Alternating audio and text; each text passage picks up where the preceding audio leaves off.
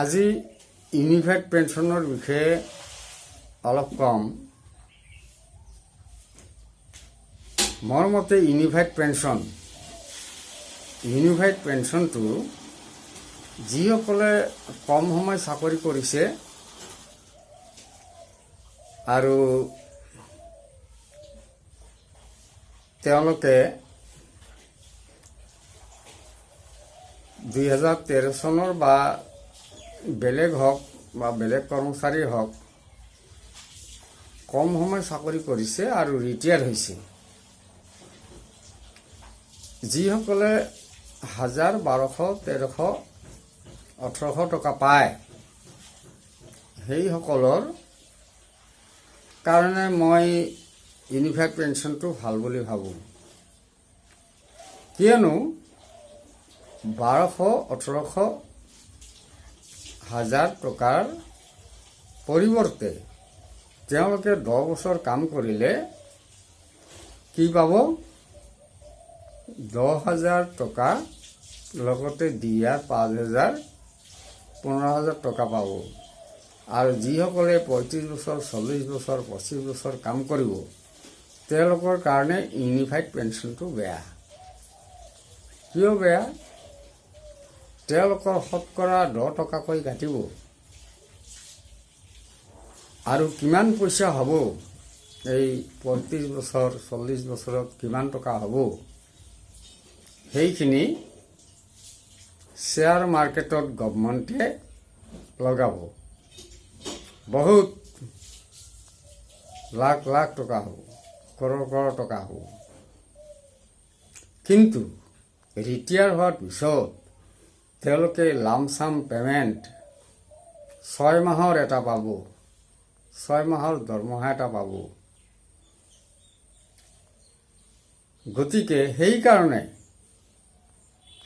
যিসকলৰ বেছিদিন চাকৰি কৰিব তেওঁলোকৰ কাৰণে ইউনিফাইড পেঞ্চনটো বেয়া। আচলতে যিটো আমাৰ পুৰণি পেঞ্চন সেইটোহে দিব লাগে। কাৰণ এই ক্ষেত্ৰত লাভদায়ক আমাৰ অল্ড পেঞ্চন, পুৰণি পেঞ্চনটোহে। তাত সকলো ফেচিলিটি আছে। গতিকে আমাৰ ইউনিফাইড পেঞ্চনটো আমাৰ অল ইণ্ডিয়াৰ আমাৰ অধ্যক্ষ বিজয় কুমাৰ বন্ধু মহাশয় আৰু অসমৰ NMOPSৰ সভাপতি অচ্যুতানন্দ হাজৰিকাদেৱেও এইটো মানি লোৱা নাই। তুমুল আন্দোলন চলি আছে, প্ৰত্যেক ৰাজ্যত তুমুল আন্দোলন চলি আছে এই ইউনিফাইড পেঞ্চনৰ বিৰুদ্ধে। কিয়নো ইউনিফাইড পেঞ্চনতো আমাৰ শতকৰা 10 টকাকৈ কাটিব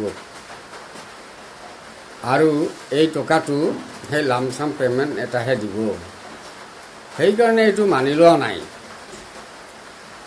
তে আমাৰ কৰ্মচাৰীখিনি এতিয়া কি কৰিব, কি নকৰিব বিপাঙত পৰিছে। মই পুনৰ আমাৰ কেন্দ্ৰীয় চৰকাৰ আৰু ৰাজ্য চৰকাৰ দুয়োকে মই হাত জোৰ কৰি প্ৰাৰ্থনা কৰিছোঁ, মিনতি কৰিছোঁ, তেওঁলোকে আমাক পুৰণি পেঞ্চনটো দি আমাক জীয়াই থকাৰ এটা পথ সুচল কৰি দিয়ক। যিসকল ৰিটায়াৰ হৈছে তেওঁলোকৰতো পানী ধান নচৰা অৱস্থা হৈছেই, আৰু বাকী যিসকলৰ চাকৰি আছে তেওঁলোকৰো অসুবিধা হ'ব, নিশ্চয় অসুবিধা হ'ব। এতিয়া কথা হ'ল কি,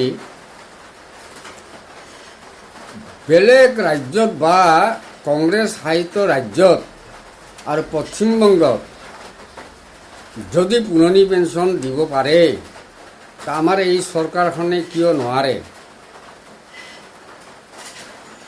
বিত্তীয় ঘাটি ক'ত হয় কেনেকৈ বিত্তঘাতী হ'ব, কাৰণ বস্তুৰ দাম দিনে দিনে বাঢ়ি আছে আৰু স্মাৰ্ট মিটাৰ দি আমাৰ পৰা বহু টকা লৈ আছে। গতিকে তথাপিও বিত্তঘাতী কেনেকৈ হয়।